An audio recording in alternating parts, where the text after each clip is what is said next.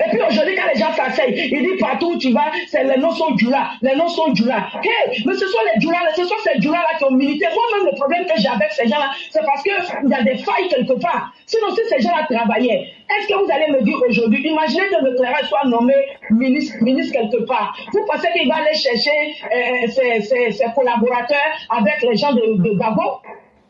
Ce sont ceux qui sont autour de lui. Donc quand vous vous asseyez en Côte d'Ivoire, vous dites non, ce sont les Djoula là. C'est parce que vous aviez fait une histoire, cette histoire de politique, une histoire d'ethnie. Voilà pourquoi ça se passe comme ça. Sinon, normalement, au RHDP là, il y a toutes les ethnies et je crois que toutes les régions sont représentées. Mais la plus grande partie du RHDP, c'est quoi? C'est le RDA. Donc quand les gens racontent des trucs comme ça, il faut chercher à les faire à les mettre les faits devant les yeux, que de chercher à se justifier. Par chaque fois que je vois qu'on pose ces questions-là, des gens vont dire non, est-ce que telle partie, telle... Non, il faut leur dire la vérité. On ne peut pas aller chercher ses collaborateurs avec ses ennemis. Non. Donc, si vous voulez que ce soit diversifié, c'est à vous d'être honnête et de venir travailler pour le pays, pas pour venir espionner ou voler. C'est ça le problème. Donc, Ivoirien, il faut que, franchement, il faut que, comment on appelle ça, il faut qu'on sorte de ce débat souvent inutile là. Franchement dit. Merci infiniment, cher maire. Merci pour ce que vous venez de dire. Et si vous vous souvenez, en 2011, lorsque le pays était encore très instable, le président Ouattara a demandé à tous ceux qui étaient capables d'aider le pays de venir reprendre leur poste. Oui. Et après, je crois que c'était le premier paiement, mais le deuxième, je ne me souviens plus. Il a payé les gens main à main. Mais il y a beaucoup qui crient aujourd'hui et qui étaient des collaborateurs de Laurent Gbagbo, mais c'est des gens qui travaillent dans l'illégalité. Ils disent, nous, on était fonctionnaires, mais on nous a renvoyés. Mais tu avais un diplôme. Tu étais régulièrement inscrit sur les fichiers de l'administration ivoirienne. Non. Mais tout cela se plaint.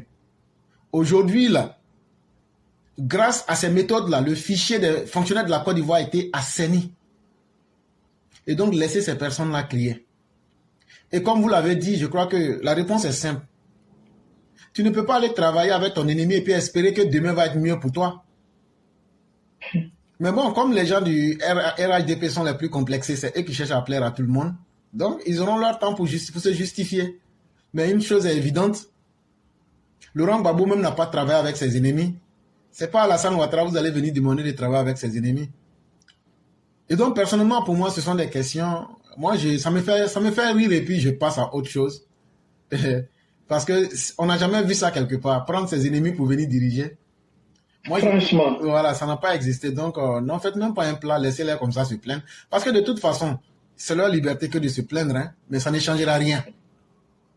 Ça, au moins, c'est un fait, ça ne changera rien. Donc, laissez-les comme ça dans leur monde. Mais l'éclaireur, voilà le pourquoi que je me suis dit qu'en ce moment où Papa avait demandé à tout un chacun de venir, Tidiane Tcham, là, il était où? Non, lui, il avait dit qu'il était fonctionnaire international. Il était fonctionnaire international, il était occupé par ses intérêts individuels. Et c'est quelqu'un même qui n'a jamais eu l'amour de la Côte d'Ivoire. Seulement que la Côte d'Ivoire va lui servir de prétexte pour pouvoir payer ses dettes. Je ne sais pas si les gens comprennent bien ça. Oui, ils comprennent très bien. Voilà. Côte d'Ivoire, là, lui, il chie sur vous. Toi, Ivoirien, Baoulé ou Djoulao, lui, là, c'est pas son problème. Lui, il vient là. Lui, il a crédit, on a posé plainte contre lui ici aux États-Unis, là. Il a détruit l'argent des gens. Il y a plainte contre lui en Chine. Il y a plainte contre lui en Europe. C'est beaucoup de milliards. Mais pourquoi ils ne sortent pas pour dire qu'on a menti sur eux? Parce que tu ne peux pas donner un tel, tu peux pas faire une telle affirmation, et puis la personne, si moi je dis que vous avez volé de l'argent, qu'il y a une plainte contre vous, vous n'avez votre dignité quand même. Mais pourquoi il ne va pas poser plainte contre nous? Bon, s'il ne pose pas plainte là, c'est que ce qu'on dit là, c'est vrai. Sinon, si ce qu'on dit est faux là, il n'a qu'à aller mettre plainte. Mais il ne peut jamais faire ça, parce que c'est quelque chose que tout le monde connaît. Mais comme ils veulent tromper les Ivoiriens, ils font semblant de ne pas parler de ça. Mais nous, on va dire ça aux Ivoiriens. Et les Ivoiriens peuvent croire ou ne pas croire. Mais cette réalité-là, c'est quand ils vont mettre Tidiane devant qu'ils vont s'asseoir pour dire « Ah !» Donc, en fait, là, ce que les gens là disaient, c'était vrai. Si c'est ce que vous voulez, comme de la manière Gbagbo nous a conduit dans la guerre civile, là, ça sera la même chose, chers Ivoiriens. Tidiane Tcham, là, non seulement il ne fera pas mieux parce qu'on a connu sa gestion du passé, il n'a même pas une seconde. Il ne pense même pas aux Ivoiriens à la Côte d'Ivoire. Et son objectif, là, c'est comment payer ses dettes. La Côte d'Ivoire lui sert d'échelle pour pouvoir monter et passer son chemin, c'est tout. Sinon, là, on va être contre Tidjane Thiam, là. Est-ce que depuis qu'il existe, là, on lui a demandé quelque chose? Est-ce que depuis qu'il est là, nous, on a dit qu'on a besoin de quelque chose venant de lui? Tidjane Thiam, même qui est là, même là, lui-même, il sait qu'il ne peut rien faire pour moi. Donc là, je vais être contre lui. Pourquoi? On est contre quelqu'un quand la personne a quelque chose qu'on veut. Lui, Tidjane Thiam, là, nous, on n'attend rien de lui. Parce que tout ce qu'on a vu de lui, là, c'est pour faire tomber banque, c'est la connerie, c'est la mauvaise chose. Qui a envie de s'associer à quelqu'un qui a des problèmes judiciaires? La deuxième manière, c'est que Tidjane Thiam, il a quelque chose qui peut peut-être nous obliger à être avec lui. Mais Tidjane Thiam a quoi? Il n'a rien de potable, si ce n'est que le mensonge et la manipulation qu'il traîne derrière lui chaque jour. Et vous voulez que nous on s'associe à quelqu'un comme ça? Pas du tout. Tout ce qu'on attendait de lui, au lieu de le PDC a fait ça, c'est la marque des hommes qui ne valent rien, qui utilisent. Mon grand-père a fait ça, mon père a fait ça, mais toi-même tu as fait quoi? Toi-même, quand tu étais au pouvoir, avec Bédier, son ministre du plan là, entre 1993 et 1980, ça fait 6 ans, tu as fait quoi? C'est de cela qu'il est question. Si tu arrives à nous dire ce que tu as fait, on va dire, bon, c'est que tu peux faire quelque chose. Parce que tu as eu la chance d'être déjà là-bas. Mais tu étais là-bas, tu n'as rien fait.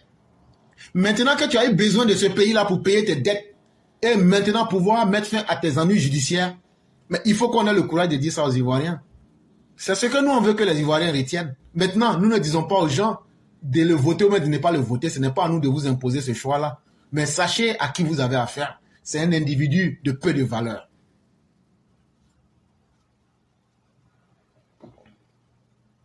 Ok. Donc, c'est la partie, je suis là. Okay. C'est la partie là même qui est intéressante parce que on t'a vu, tu étais aux affaires. Qu'est-ce que vous avez fait? C'est ça le problème. Et puis tu étais aux affaires, et puis après quand tu es parti, ils ont rebâti le pays. Tu vraiment tu pourras porter quelque chose, tu n'es pas venu, tu n'as rien fait, tu viens un coup comme ça, coup, il faut qu'on te choisisse. Ah, c'est facile, hein? Sinon nous on a vu tous les temps là, on est là. Effectivement. Merci l'éclaireur. Merci beaucoup, cher maire. Éclaireur. Peut-être, suivant l'intervention du maire Sali tout de suite là, concernant les collaborateurs, enfin ceux qui se plaignent du fait que tous les noms soient là dans l'administration là. Franchement, les gens ils nous fatiguent les oreilles. Déjà le staff même qui est dans l'administration actuelle, qui sont ceux là qui sont pas les noms à consonance du là, bien entendu. Ils sont dans le sabotage permanent de l'avancement de l'État. Et ça, beaucoup de témoignages le disent. Et comme si ça ne suffisait pas, il faille encore les écouter et leur donner tout ce qu'ils veulent quand ils le demandent, à tout moment qu'ils le demandent, comme franchement, qu'ils arrêtent de nous prendre pour des bêtes à la fin. Franchement, il faut arrêter de nous saouler avec ça.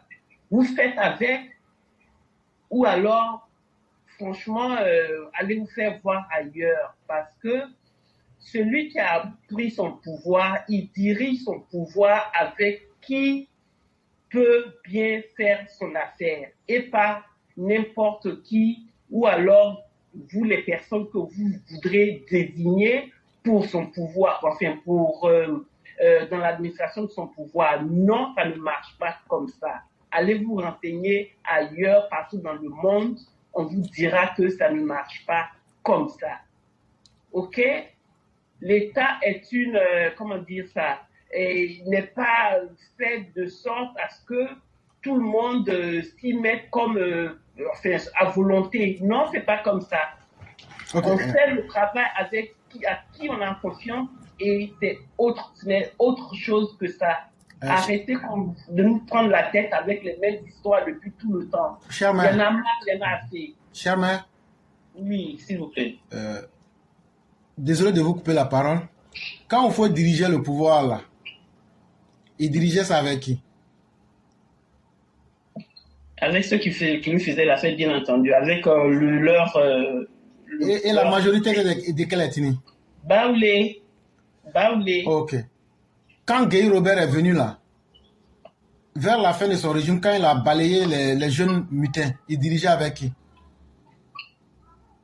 Eh bien oui, les gens de l'Ouest. Quand Gbagbo est venu là, il dirigeait avec qui? Avec beaucoup de BT. Ok. Donc là, quand Ouattara vient là, pourquoi vous voulez qu'il dirige avec vous et qu'il fasse le contraire? Il dirige avec les Djoula Pignan. Si vous n'êtes pas content, suicidez-vous. C'est tellement simple. C'est tout. Jamais ne parlez même plus de ça. Il dirige avec ses frères Djoula. Suicidez-vous. Ce que vous avez fait là, c'est la monnaie qu'il est en train de vous donner. C'est tout. Et même si demain quelqu'un d'autre venait là, il va diriger avec ses frères parce que les Ivoiriens, vous-même là, vous ne vous mettez pas au-delà de vos appartenances ethniques et religieuses. Et donc, il ne faut pas se blaguer. Autant de Bédier là, quand hier ou avant-hier, j'ai dit ici qu'ils ont chassé tous les fonctionnaires du Nord là, ça ne vous a pas gêné. Et donc, quand M. Ouattara vient pour corriger cette situation qu'on appelle le rattrapage ethnique, mais c'est totalement normal. Et les gens sont là, ils ont peur pour tourner. Moi, je dis que M. Ouattara, rattrapage ethnique là, il a loupé ça, il n'a même pas fait. Moi, je trouve que M. Ouattara même est trop gentil. Je trouve que ce régime même là s'amuse avec lui-même. Ce que les gens critiquent là, vous n'avez... Si c'était moi là, ce que vous dites là, c'est comme ça même j'allais faire. Qui est le ministre aujourd'hui de l'administration? Je vais dire de la fonction publique, c'est pas Anne Loto? Bien sûr. Aujourd'hui, il n'y a pas un gouvernement qui a été plus transparent que celui du docteur Ouattara, où les gens sont nommés en fonction des régions. À commencer d'abord par les ministres-gouverneurs. À commencer, dans chaque région, tu trouves un ministre. Ça veut dire chaque grande région de la Côte d'Ivoire, là, tu trouves un ministre. Tu trouves un gouverneur, ministre-gouverneur qui est là-bas. Etc., etc. Il n'y a pas un régime depuis l'histoire de la Côte d'Ivoire moderne. Ça veut dire depuis 1960 jusqu'à aujourd'hui, là. Il n'y a pas un régime qui a été plus honnête dans les nominations que le président Ouattara.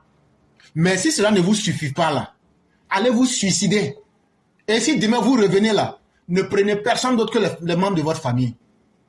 Et donc, cher, mais moi, ça ne me gêne pas. Et moi, j'ai du mal quand je sens les gens du RHDP être complexés.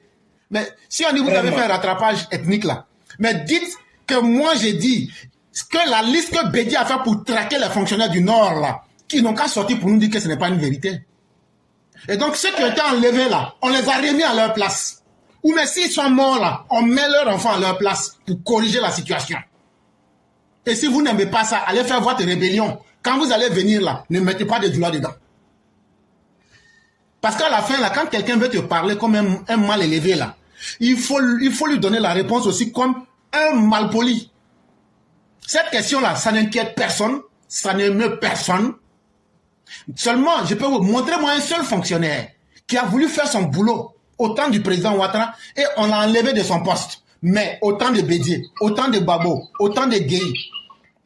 Il y a combien de fonctionnaires du nord de la Côte d'Ivoire ou bien des fonctionnaires qui étaient RDR qui ont été enlevés à leur poste? Le régime de M. Ouattara est le seul qui n'a jamais enlevé quelqu'un à son poste à cause de son appartenance politique ou bien encore ethnique. Ça, ce sont des faits qui sont là que personne... Je mets quiconque au défi de trouver quelqu'un qui dit j'ai été enlevé à mon poste parce que j'étais militant d'un parti politique sous le régime de Ouattara. Ça n'existe pas. Je mets quiconque au défi de venir me montrer que j'étais militant parce que je suis Dida, on m'a enlevé de mon poste. Merci les clairs. Vous ne trouverez pas. Mais demandez-moi de vous donner les noms des fonctionnaires qui ont été enlevés au temps de Gbagbo. Je n'ai même pas à citer. Chacun de vous connaît et peut faire sa propre liste. Demandez-moi de vous donner le nom de nos enfants là. Les gens du Nord là, eux ils étaient tués. Les militaires étaient tués au temps de Guy Robert. Avec la complicité de Gbagbo et de Simone Eve Gbagbo. Les shérifs Ousmane sont des témoins vivants. Ce sont les races survivantes qui sont là. Mais Ouattara, il a tué qui? Parce qu'il est militaire bêté au Gourou Medida. Il a enlevé quel fonctionnaire de son poste? Parce que tu es de telle ethnie qui est différente des Djoula. Donc vous pensez que quand vous ouvrez vos gueules sales pour parler là, ça inquiète quelqu'un? Ça ne nous fait ni chaud ni froid. Si vous n'êtes pas content là, vous avez deux choix. Si vous êtes vraiment gâchons, mettez-vous tous ensemble Vous faites une rébellion et puis vous venez prendre le pays là. Et puis là, quand vous allez prendre le pays là, vous annoncez là, il n'y a aucun Djoula on va nommer. On va vous prendre parce que c'est comme ça que le pays fonctionne. Maintenant, si vous êtes trop courageux là, vous, j'ai des soutiens. Tidjane Thiam, de la manière que toi tu as soutien là, c'est comme ça aussi que Ouattara a soutien là, fini avec ça. Tellement Ouattara a soutien là, même des gens comme nous, comme ça là, nous on fait partie des soutiens de Ouattara. Ça dit, même si c'est pour faire quelque chose, nous on s'attend à rien là, on va faire ça. Partout on est dans le monde. Donc là, venir dire aux gens que tu as soutien là, toi tu n'as pas plus de soutien que Ouattara. Tu n'as pas plus d'expérience dans n'importe quoi que Ouattara. Donc là, ça ne nous inquiète pas, ça ne nous effraie pas. La seule chose qui peut effrayer quelqu'un là, c'est de dire j'ai créé ma rébellion là, j'ai pris un territoire, on va s'affronter là. On est prêt aussi, on vous attend. Donc là, venir dire qu'il y a tel qui n'a pas été nommé, on ne va rien nommer. Et je demande même au régime de Ouattara même là, de nommer assez de gens du Nord. Quand on te reproche un péché que tu n'as pas commis, la meilleure manière de te repentir là, c'est de faire ce péché là 10 fois plus grave. Là, quand c'est comme ça, là, même si tu vas aller en enfer pour ton péché, tu sais que tu as bien fait ce que tu devrais faire. Comme les gens vous laissent, ils vous parlent, et on se dit que vous êtes des idiots, et donc ce n'est pas intéressant de s'intéresser à vous. Un monsieur comme Marius Koudou, c'est un bêté. Mais les souffrances qu'il a eues là, c'est pas à cause de vous, les gens du FPI.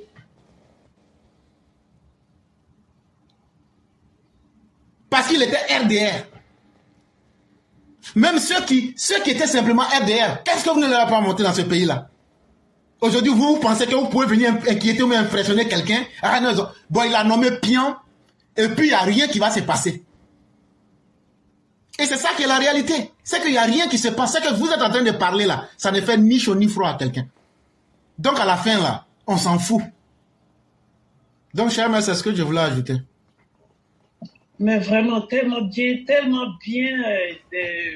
décrit. Franchement, ces gens, ils nous saoulent à la fin, et voilà. Tout est dit dedans, et ils ont qu'à faire ce qu'ils veulent. Merci, je vais vous redonner le micro, et puis suivre le prochain round. Il n'y a pas de problème, cher maître. Merci, vraiment éclairant. Okay. Merci, c'est tellement bien fait. Après, je vais découper la partie là pour mettre. Là, quand ils vont entendre là, on va voir ce qu'ils vont faire et puis on va voir comment là, le pays là va être. Come on. Vous voulez que ce monsieur là, ben, finalement, ils veulent que Ouattara n'a qu'à se suicider ou bien? Il n'a qu'à venir se suicider et puis maintenant, eux vont venir maintenant pisser sur son corps. Mais vous dites vos intentions tous les jours. Et c'est pas avec des gens comme vous qui va travailler. Et d'ailleurs, même vous avez quelles compétences pour commencer? Vous avez quelle bonne compétence? Grande question. Vous êtes des gens médiocres, inutiles, incompétents, médiocres. Et donc là, il n'y a rien de bon qu'on peut retirer en vous. Vous avez fait 10 ans de votre propre pouvoir là, vous n'avez rien apporté aux Ivoiriens. Mais en quoi est-ce que quelqu'un de sérieux va travailler avec vous? Répondez d'abord à ces questions-là. Et en plus, vous êtes des xénophobes ultranationalistes. Des gens sans cœur, des inhumains. Vous pensez que M. Ouattara a le temps de s'accommoder de vous? Quand même, soyons un peu sérieux. On dit qui s'assemble se ressemble. Mais qui ne s'assemble pas ne se ressemble pas aussi. Quand vous regardez là, est-ce que le régime de Ouattara, là, de la manière ça est là, est-ce que ça ressemble à vous et ça ressemble à votre gestion? Non, il n'a qu'à faire, un moment, il n'a qu'à faire gouvernement d'union nationale. Hey, pour faire gouvernement d'union nationale là, il faut que tu casses la gueule du régime pour lui imposer ça. On n'est pas dans une situation exceptionnelle. Et vers fin 2024, vers octobre, je vais dire septembre-octobre, ils vont demander au gouvernement d'union nationale. 2025. Éclaireur, pardon, arrêtez. Non, mais je préfère dire la vérité.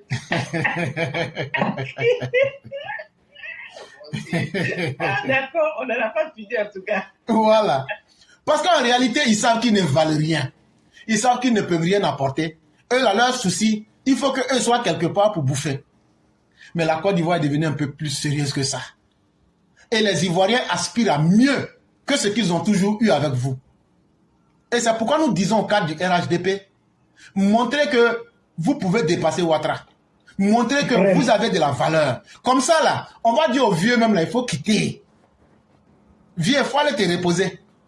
Et puis nous-mêmes, là, on va régler le reste entre nous. C'est de ça qu'on a besoin. Mais comme dit quelqu'un, qui vivra verra. Bon, vous avez eu à dire quelque chose. Vous voyez, moi je dis, le cas Thiam là, et de l'opposition, c'est un cas qu'il va falloir traiter en amont, en nous-mêmes, notre propre sein. Cela suppose que quoi? Ce que vous avez dit de suite là, il faudra mettre en valeur les compétences internes au sein du parti. Que ce soit dans l'administration publique, ou bien dans l'armée, la gendarmerie, la police, le corps des militaires. Aujourd'hui, il n'y a plus rien qui doit même nous permettre même de se gêner, ou bien il n'y a rien. Il faut valoriser les compétences en interne. Parce que tôt ou tard, la relève devra être garantie. Pour dire qu'il n'y a pas de compétences, ce n'est pas vrai. Et quand même, ils sont là, les opposants, en train de dire, oui, chez eux, ça me fait tellement mal. Il y a les compétences, il faut mettre en valeur. Voyez-vous, ce que vous avez dit tout à l'heure, c'est tellement réel. Moi, je vous ai dit, je suis en train de voir un schéma. Et comme il y a le fainéant de Macron qui soutient Thiam, ils vont essayer le forcing pour le forcing. Quand ils vont se rendre compte que ça ne va pas, la France est capable de passer derrière pour demander au président de la République de nommer Thiam Premier ministre. Comme ça, d'une manière ou d'une autre, l'argent qu'ils ont eu à voler à Crédit Suisse et qu'ils ont du mal à rembourser, à travers le poste de la primature, ils puissent grignoter quelque chose pour envoyer hors du pays. Et ça, c'est un piège auquel il faut beaucoup faire attention. C'est un piège que nous devons voir venir, et ce piège, il faut le détruire le plus tôt possible. On ne veut pas de gouvernement d'union nationale. On ne veut même pas que Thiam devienne ministre dans ce pays-là. Moi, personnellement, je ne veux pas. À plus forte raison, Premier ministre. Est-ce que vous avez vu ce qui s'est passé au Tchad? La situation tchadienne, vous avez vu ce qui s'est passé là-bas? Oui, oui. Et je suis en train de vous expliquer. Puisque les gens savaient que le général qui est là-bas, le fils d'Idriss Déby Itno, Mamad Idriss Déby Itno, il allait être candidat. La même France a mis un système en place pour l'affaiblir, pour affaiblir le général Idriss Mamad Déby Itno, pour l'affaiblir et lui imposer son plan. En quoi fait ça? Les succès Masras, qui sont opposants, ils ont organisé une cérémonie de manifestation très violente au Tchad là-bas, qui se sont soldées par 300 morts. Et dès lors qu'il y a eu les violences et les morts, Masra, opposant féroce, il a fui et il est allé se cacher en France. C'est la même France qui est passée par derrière pour dire à Succès Masra, écoute, toi-même tu as vu ce qui s'est passé là-bas. Si tu veux faire opposition, tu risques d'avoir des problèmes. Donc ce que nous on te propose, on va négocier, on va arranger la situation pour toi. Toi tu vas être Premier ministre au Tchad. Mais en retour, tu devras être reconnaissant. Et en même temps, ils tournent dans le dos, ils s'en vont dire à Idriss Déby Itno, écoute, tu as vu, toi tu dis que tu veux être président, mais tu as vu ce que les opposants ont fait. Il y a eu 300 morts. Bon, là où on voit là, tu es en train d'être affaibli. Mais tu sais, nous, on va t'aider. On va faire, tu vas devenir président, mais en contrepartie, il faut que tu acceptes Succès Masra comme Premier ministre. Comme ça, nous, on va t'aider à conserver ton pouvoir. Vous voyez, d'une manière ou d'une autre, ils se sont arrangés à mettre à la fois le président et l'opposant dans leur poche. Voici ce que la France a fait.